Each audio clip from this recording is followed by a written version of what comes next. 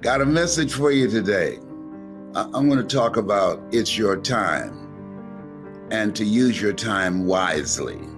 It's your time and to use your time wisely. I have a quote that I want to speak from that it triggered some thinking and it kept me up for quite a while.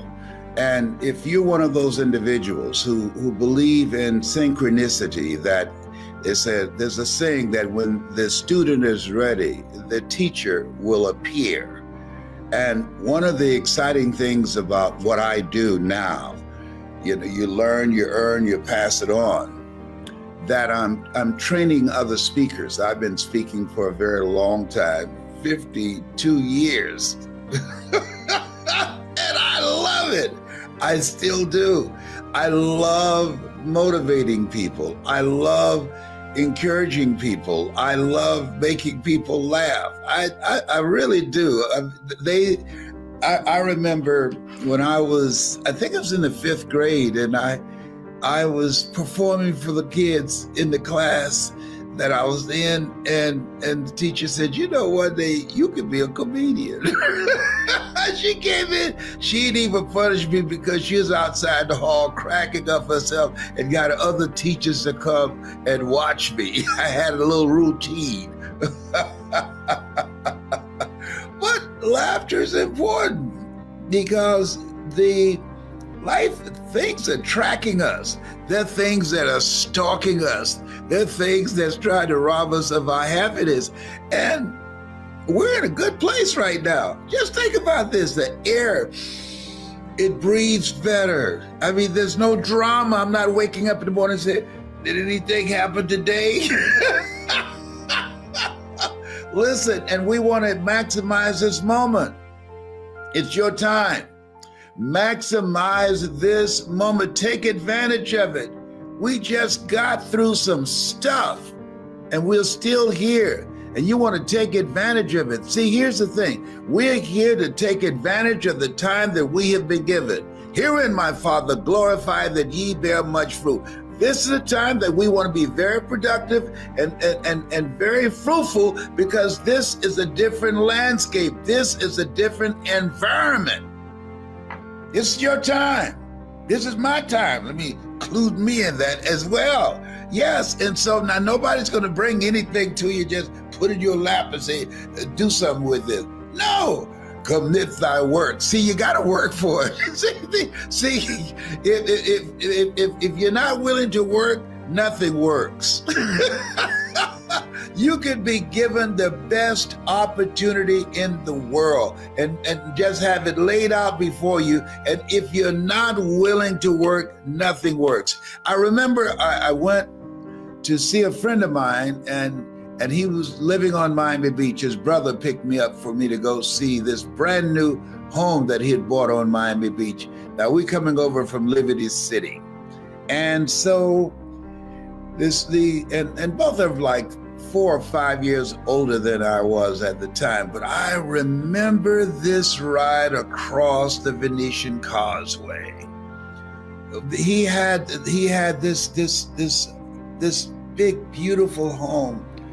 And as he took us around this big, beautiful home that was just completed, his brother asked him, said, man, because they never spent much time with each other, he said, how did you get something like this? And the older brother said, by a lot of hard work. And the younger brother looked around and said, I'm not willing to do that. Did you hear that? I'm not willing to do that. And then we had lunch and we drove back across the Venetian Causeway, going back to the life that we were living, which was not a good life. We were surviving. And I just kept reverberating in my head what he said. I'm not willing to do that. See, when you look at people, for the most part, wherever you find yourself, that's where you made a decision to be. Because based upon how much work are you willing to put in to change your situation. And when I look at myself, people always ask me like there's some magical response. How did you go from just coming from Liberty City and over town here in Miami and selected to be the Golden Gavel Award from Toastmasters or the CPAE Award, the highest award from the National Speakers Association, or selected one of the top 5 speakers in the world? I was willing to work. Most people aren't willing to do that. They have people all over the world that have to select who that person will be, that will be in that elite group of the top 5 in the world. General Norman Schwarzkopf, Lee Iacocca, Robert Schuller. He had a television program, all right? And myself and Paul Harvey. He had a nationally syndicated radio show. I didn't have any of that. But I was working. Those people who had to cast a vote, they saw me at some time because I was moving. I want you to write this down. Keep it moving. I learned that from my mother. It was not unusual when you came home to Mamie Brown's house and we had a little small house.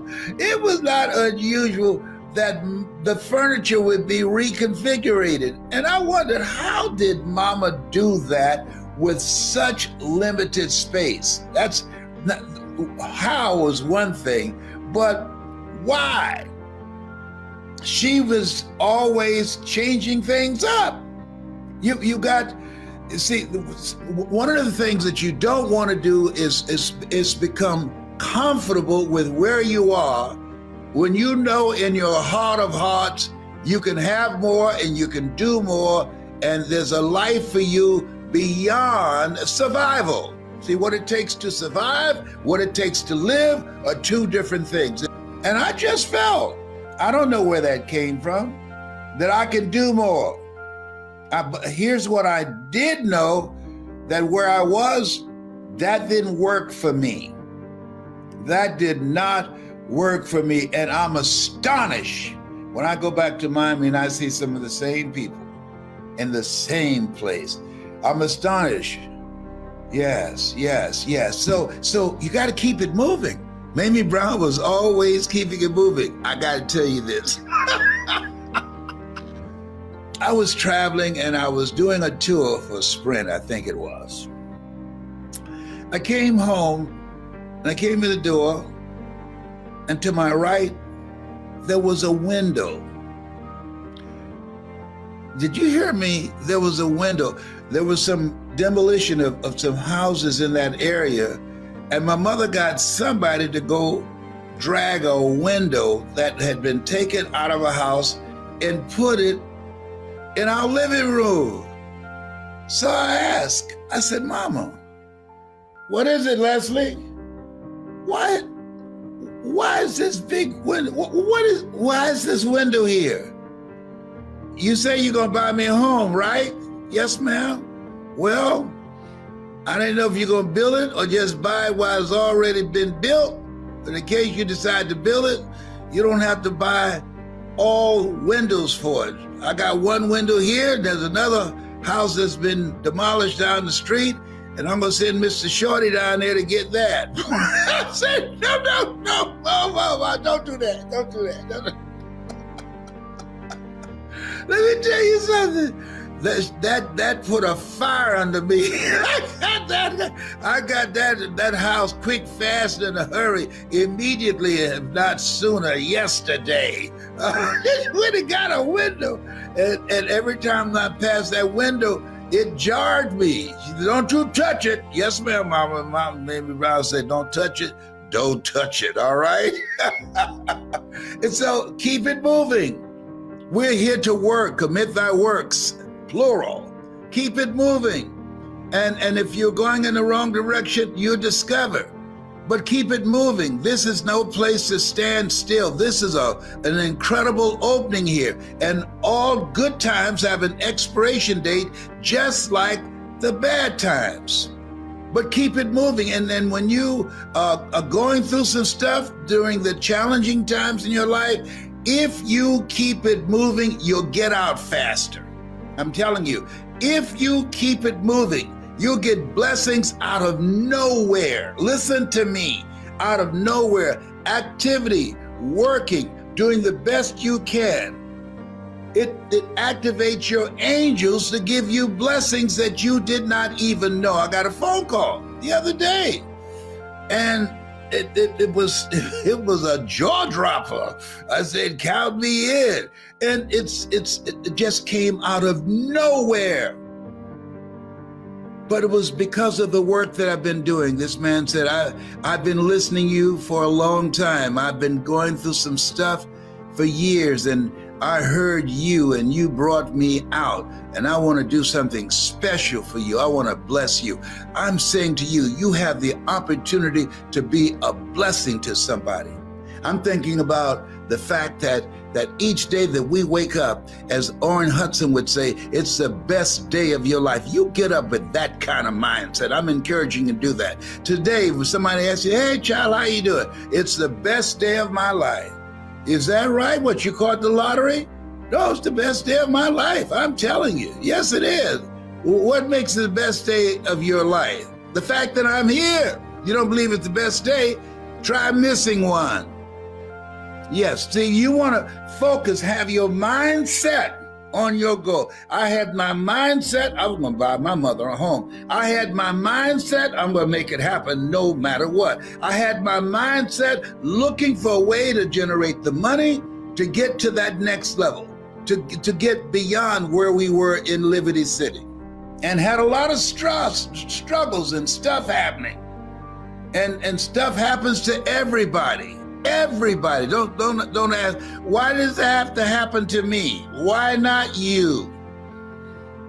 You want to give us some names and some emails? And don't go around telling everybody. 80% don't care, and 20% glad it's you and not them. Yes. Oh, yes. Listen, you are God's favorite child. If not, you'll be taking a dirt nap. We are chosen to be here at this point in time. And this is our time. We just survived some incredible drama, and we're still standing. Therefore, take unto you the whole armor of God, that ye may be able to withstand in the evil day, that having done all to stand. So what does it take? What does that armor look like? Write this down. Initiative. Take the initiative to create something different for yourself and for your family and for your future and for your legacy. Take the initiative to create something that you don't have right now. Yeah, initiative. See, most people not talking about initiative. Here's something else that part of that armor is. Ambition.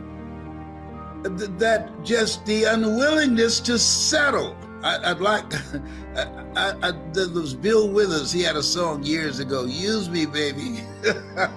Use me up. You want life to use you up. Most people, they take their talents, their abilities, their art, and all of their stuff to the grave with them. You don't know what's stalking you. You don't know what life is going to throw at you. Some of that stuff is going to land. It's a part of the process. Life is difficult. I wish I could tell you that it's if you just tithe and go to church or the synagogue or wherever you go for your spiritual fulfillment, that nothing's going to happen to you. Well, stuff's going to happen. But I can say this to you, if you're anchored properly, it will not prosper against you, all right? You will be able to brush it out of the way and keep moving. So taking the initiative to create something else, using your mind, being actively engaged in life. Here's something else. As you look at yourself, look at your goals. Keep moving and keep learning. keep moving and keep learning. This is a brand new place. This is a brand new landscape. It's a brand new world. And in a brand new world, you need some brand new tools to navigate it.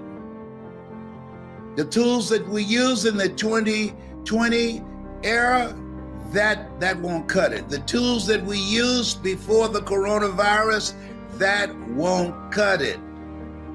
And now they got a mutation that says it spreads easier and is more lethal. Wait a minute. Now we got to be mindful. Not frightened, but mindful. And say, how is it I need to conduct myself so that I don't make some irresponsible decisions that can take me out? I got to be mindful of the air that I breathe.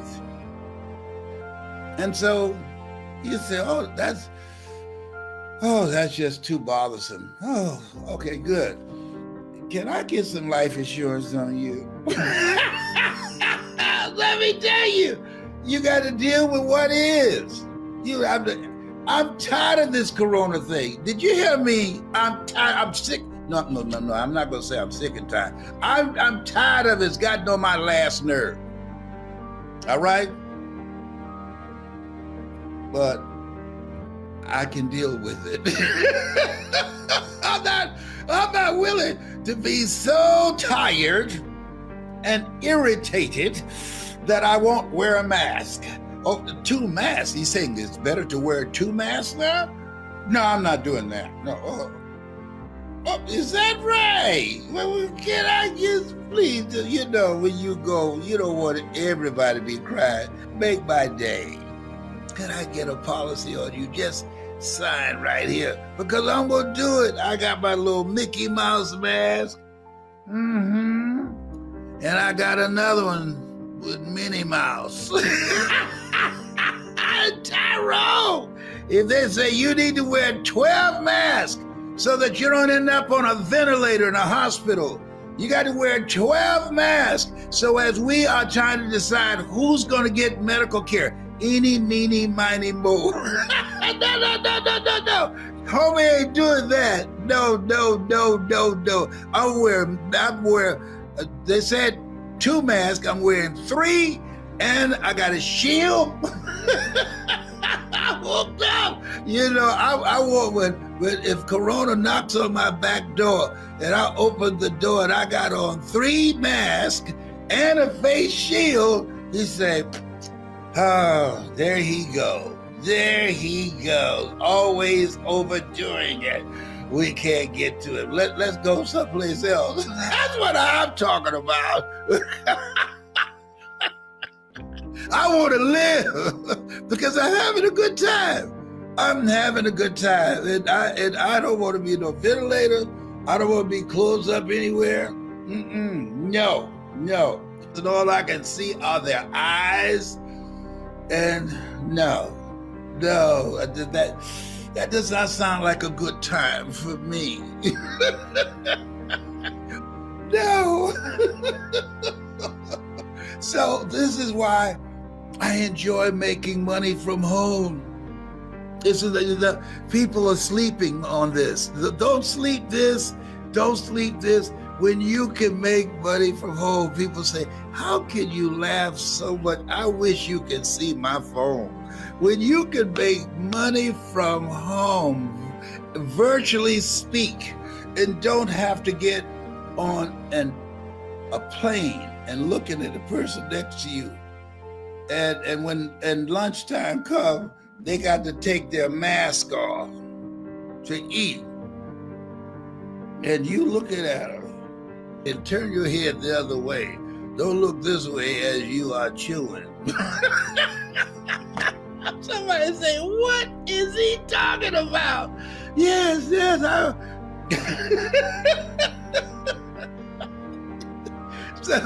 So you want to take the initiative to create something different for yourself.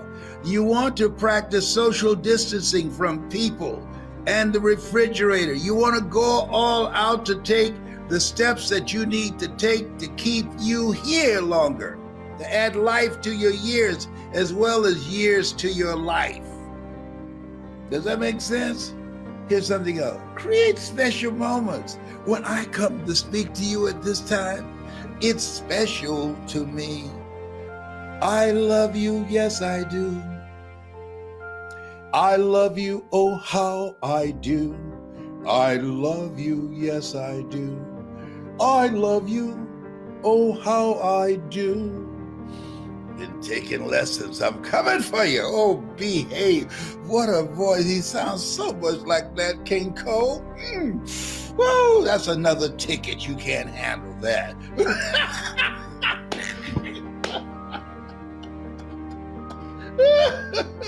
Oh, look here. I'm going to tell you something. You can't make this stuff up. I'm going to give you. I'm going to tell you something. I don't do this often.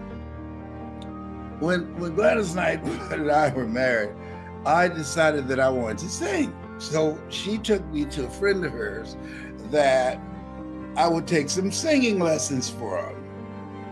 And she was taking me through some, I guess, vocal exercises. A husband came in the back door and he spoke to us, was polite, and went in the kitchen. And he's very quiet in there. And all of a sudden we heard something, boom, boom. And we ran in the kitchen, he had hit the floor. And he had been drinking while I was in there practicing, trying to learn how to speak. Now Gladys will tell you that if you ask her, she'll tell you, how to sing. She'll tell you. And he said, "You can't sing, give him his money back. I got drunk listening to you." That was horrible. Oh my God, that was horrible. He kept laughing. He said, "Man, you sound like you goggling razor blades." Some people are cruel. That was not nice. I didn't sing for a long time. One time I tried to sing to her, and she said, "Will you go to hell to sleep?"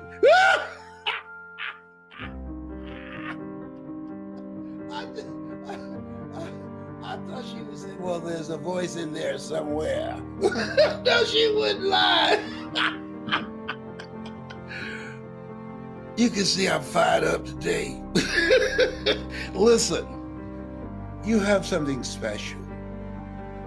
You have greatness in you. This is your time. Use this time to learn a new way of earning money. The major corporations are doing it. They have their people working from home, the majority working from home. So you want to jump on the bandwagon. People say, opportunity knocks on every door. No, opportunity stands by silently, waiting for you to recognize it. This has been Mrs. Mamie Brown's baby boy. You have something special. You're God's miracle child. Some great stuff's going to happen to you today. Thou shalt decree a thing that shall be established unto you. You are a masterpiece because you're a piece of the master.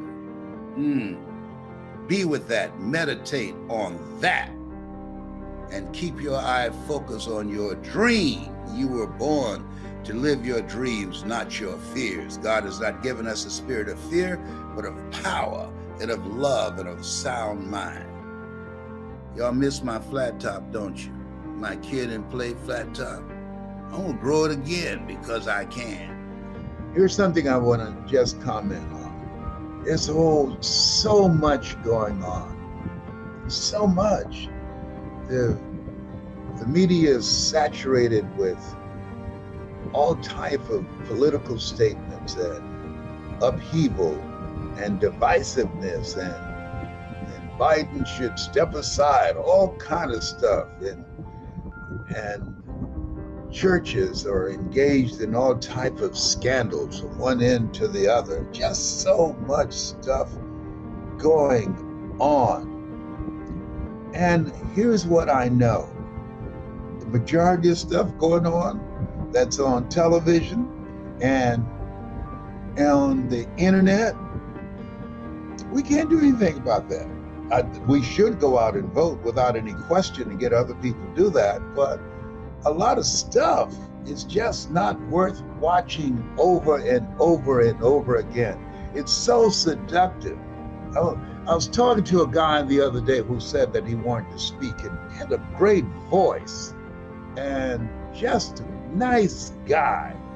And so I asked him, I said, how old are you? He said, I'm 59. And he said, I'm going to go to a community gathering and do some networking. And he said, I'd like to talk with you in 2 weeks. I said, no. I said, I don't want to talk to you, sir. He said, why not? I said, you think I'll be waiting to get a phone call from you in 2 weeks about something you say that's important to you? I'm 79. Aurelia said in a part, perhaps you didn't read the memo, stop living like you have 1,000 years to live. Do you think, I don't even know you, that I would be sitting around waiting in 2 weeks for you to call me and say whether or not you're going to act on your dream? Let me share something with you. If there's something, ladies and gentlemen, you want to do it. Life has no duplicates. Do it, and do it now. Tomorrow's not guaranteed. And a lot of people are living like that. A lot of people are so caught up in other people's stuff, their children, their family members, and friends. And they neglect themselves in the process. I was reading something today that Warren Buffett said that one of the most important single abilities that he attributed to his success that a lot of people have difficulty with, he said when someone asks him to do something, he says no quickly and says yes very slowly after he's thought about it and if it's worth his time. Because when you say yes to somebody else's agenda, you're saying no to your stuff. And that's important. And let me share something with you.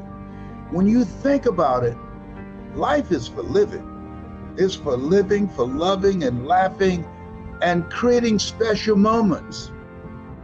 And when you look at all of the new kinds of crazies that we see now, where we are on constant alert and people are fighting over parking spots or road rage, or you go to a gathering and you don't know whether or not somebody might snap, been triggered and pull out a gun. It's a different space. And so in the midst of this, this is a message I want to share with you. Prioritize you. Take care of you. Focus on you. This stage of my life, at 79, God got a program for me. I'm not going to be a burden to my children. I'm going to take care of me so that I can take care of myself. And I remember the time that I thought people in their 40s were old. Now that I'm 79, come on, somebody, who does this? Oh my goodness. And what I realized is I've been focusing on peace, on harmony, on joy and love. It allows you to be able to continue to serve. It allows you to be able to live a life of contribution. It allows you to be able to maximize the impact that you were chosen out of 400 million sperm to come here to do. Most people die lives that don't even matter. After 2 weeks, the conversations about them have just ended because they did not have a life of impact, a life that made a difference. And I'm encouraging you, find that which you want to do, something that's in your heart, and focus on that. It does something to you. A lot of people in my age category, they're sitting around waiting to die. People with goals and dreams and living a life of consequence, they live longer. They have their cognitive abilities. They are able to think and be engaged and have positive relationships in projects that they're working on. This is a time that when you look at all the stuff that's going on, you have to ask yourself the question, What do I want to do with the time that I have left?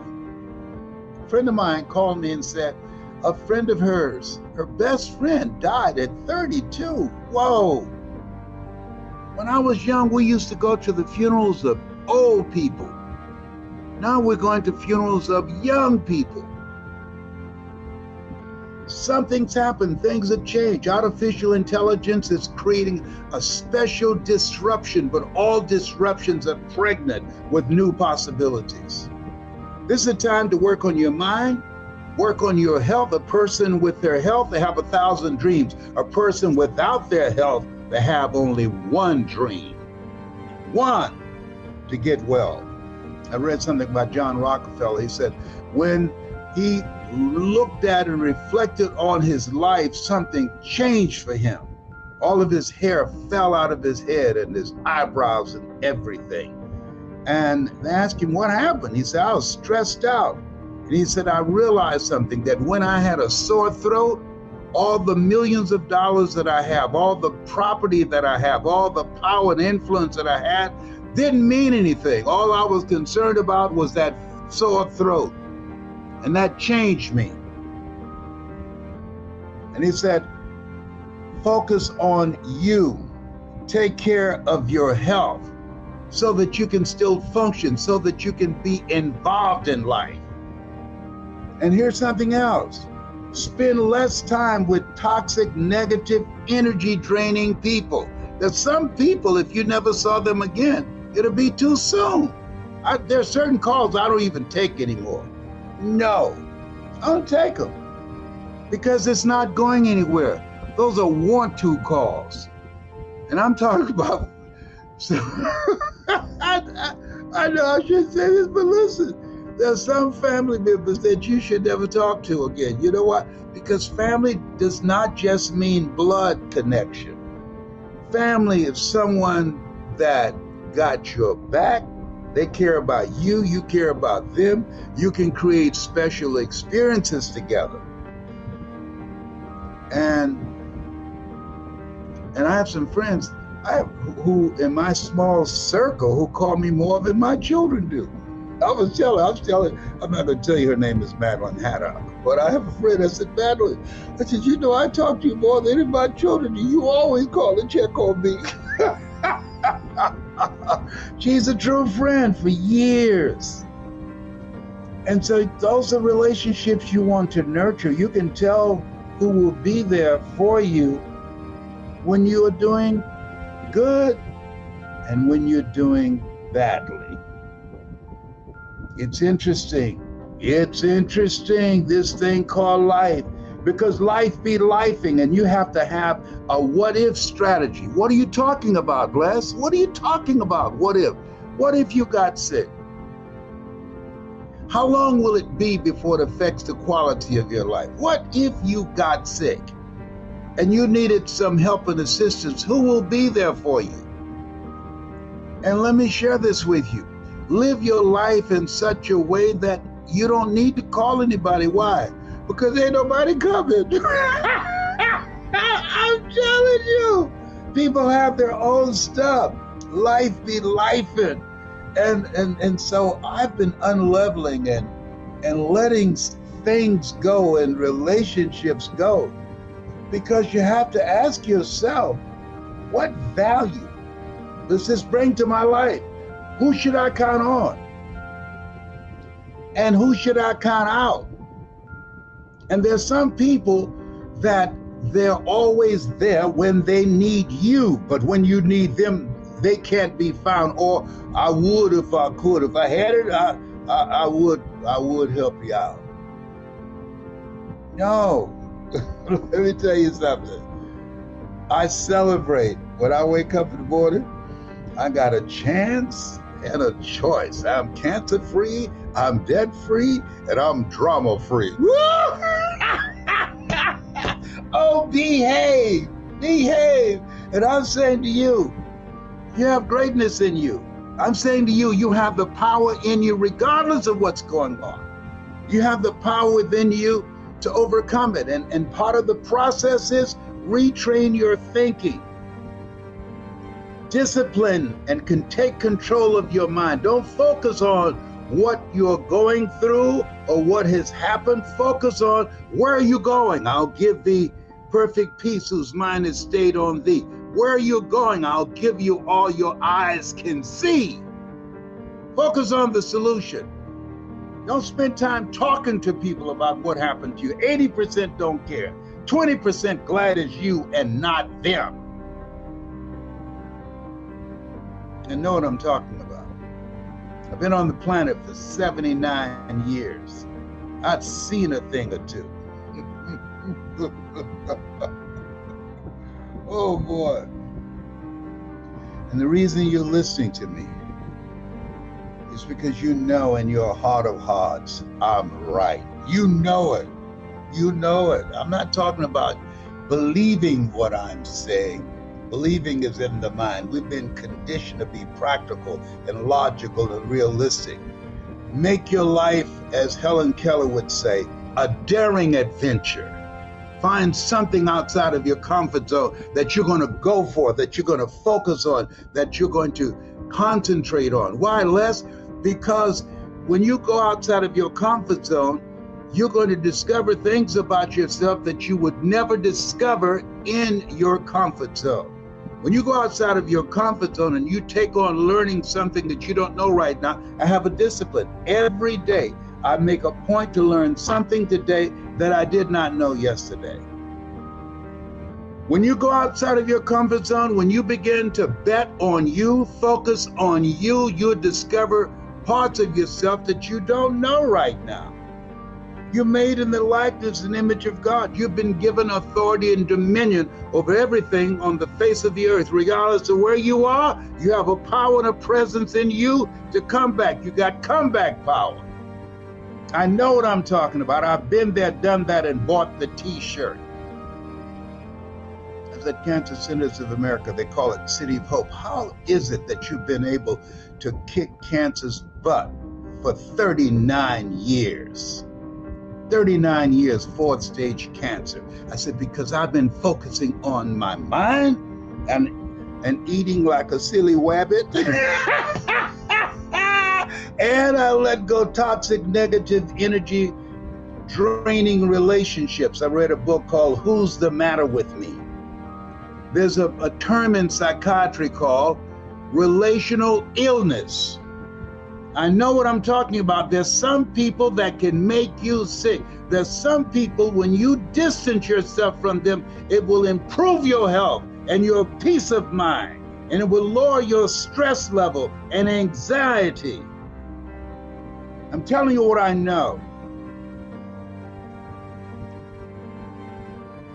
You have something special. You have greatness in you.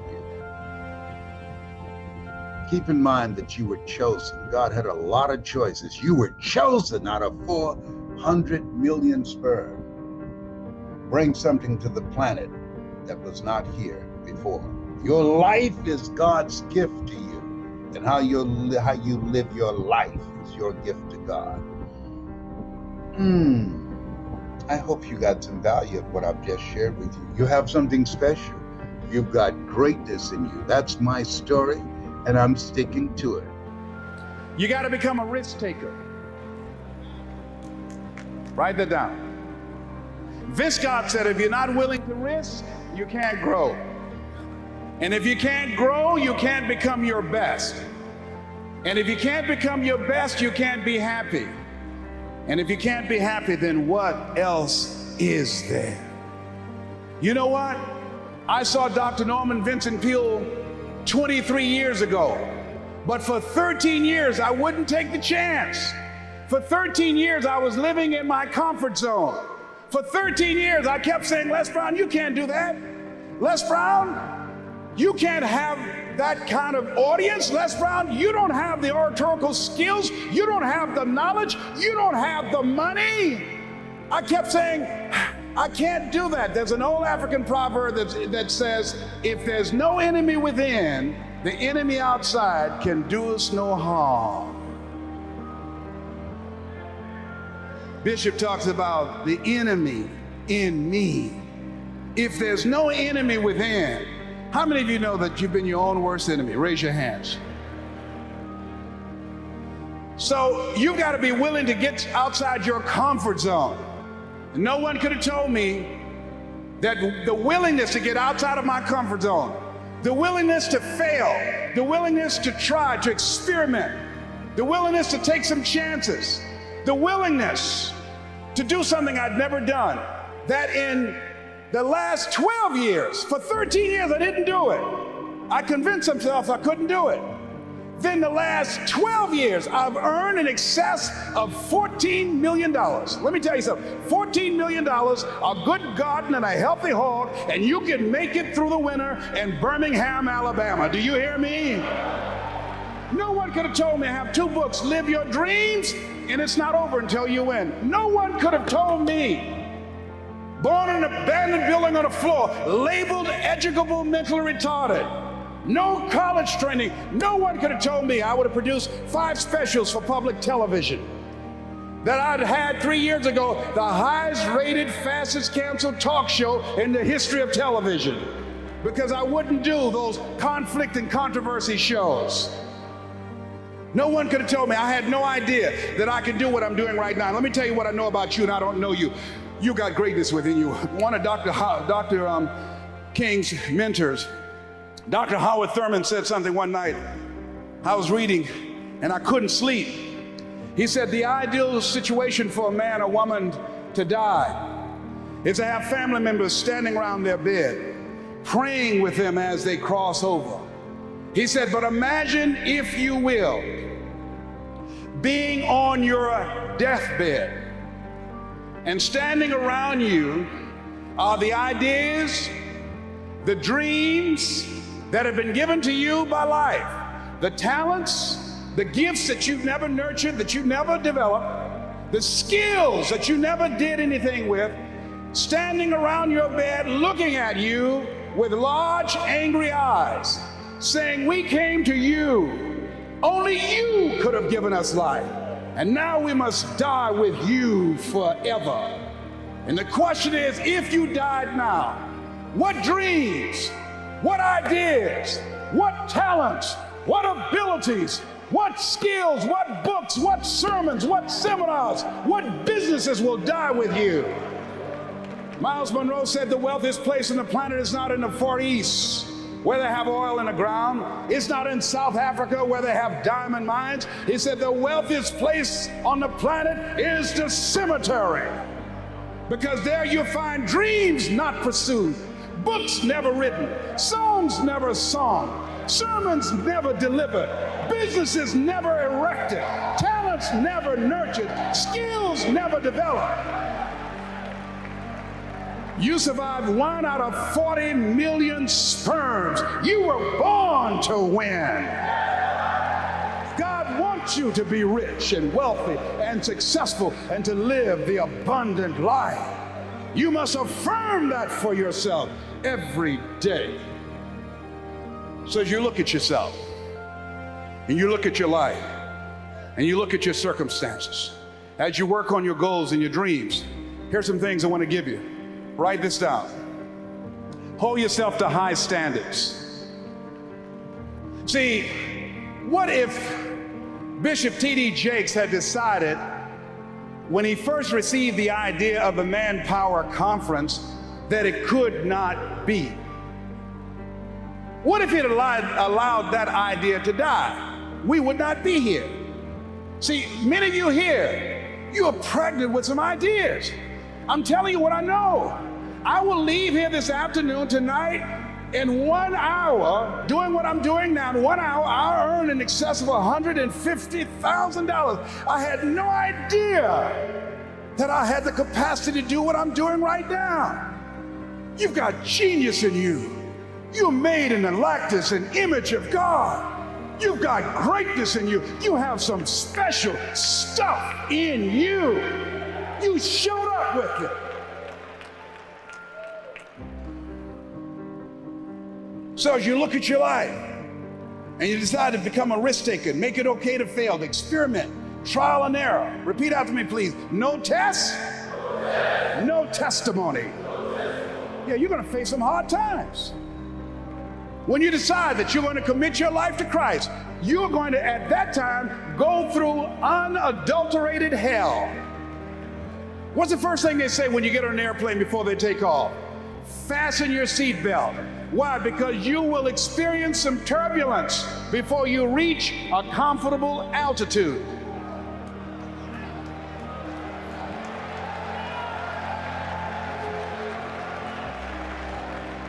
Life was testing me when the man looked at me and said, "You have prostate cancer. Your tumor is too large to have the surgery. We're going to give you radiation seed implants." The most anybody's ever gotten was 90. They gave me 238. I went back 3 weeks ago. They checked my PSA level, which indicates the presence of cancer in your prostate area. 1 to 4 is normal. Beyond that is that you have cancer and it's spreading. When I first went a year ago, it was 6.1. When I went 3 weeks ago at Howard University Hospital, they gave me an MRI, it was 10.5. The guy said, "I'm sorry to tell you this." I said, "What do you mean?" "You're in the same situation that you were in when you came here." Here's something I heard. At Christ Universal Temple Church, at a restaurant, Bishop T.D. Jakes was praying for a lady in a wheelchair. And it's odd how things come to you. When he finished praying for the lady, I'm sure there were some questions were asked that weren't verbal, that if the prayer worked, why didn't she get up and walk? And what he said as he was walking away, healing takes first, he said healing takes place first in the spirit.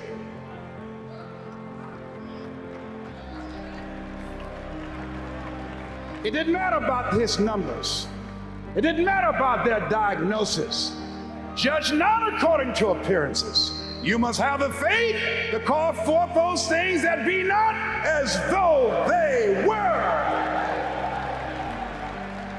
Now, do you really believe?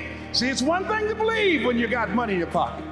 It's one thing to believe when your marriage is working out and you got your health and your children acting like they got good sense.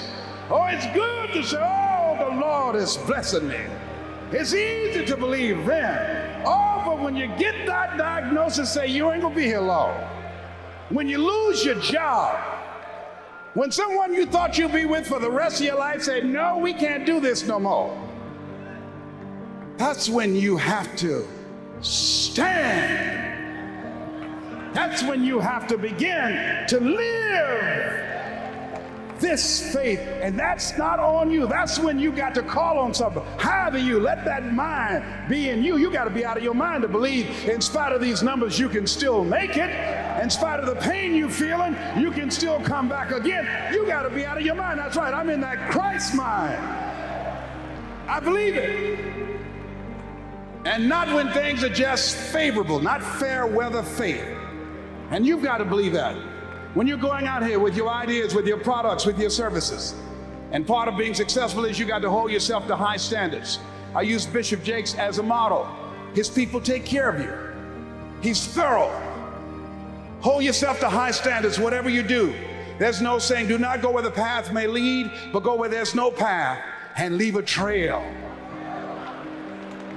Treat people with respect. Treat them the way that you want to be treated.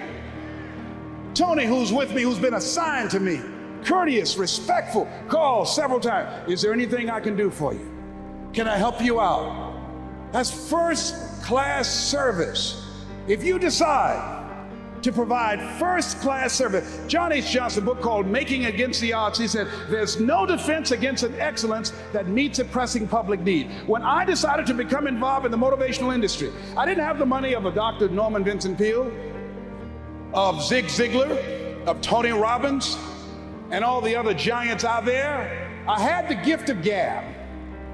So what I did was I trained myself, I disciplined myself to read 3 to 4 books a week.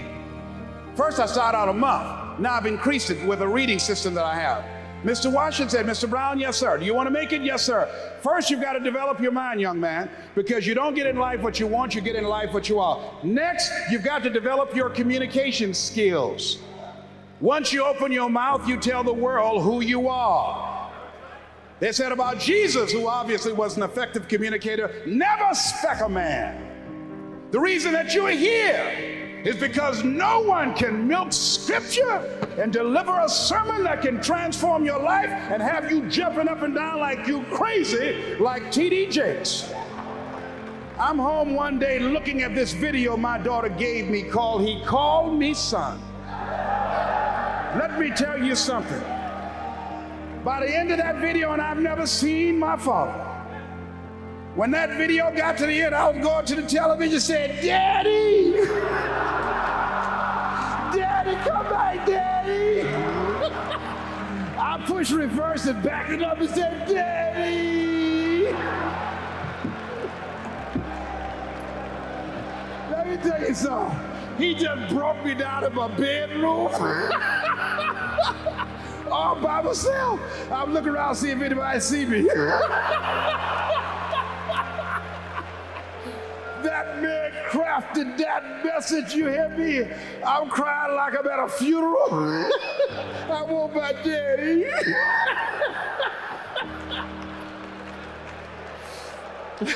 See, that's a gift. You hear me? That's a gift. People use his word anointed. They should not, only place I've ever seen it applicable is in his case. That's the only thing.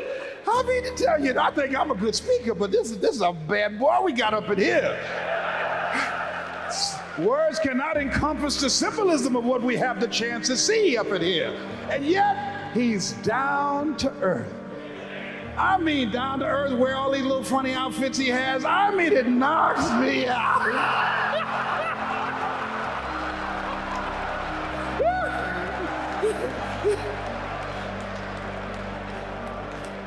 And let me tell you what my daughter said to me. My daughter, my oldest daughter, is on his advanced team. She said, you know what? I was listening to Dion last night, and I think I'm going to call Bishop Jake's daddy too. I said, I wish you would. I mean, I will throw you out here right now and break his leg till I calling him daddy.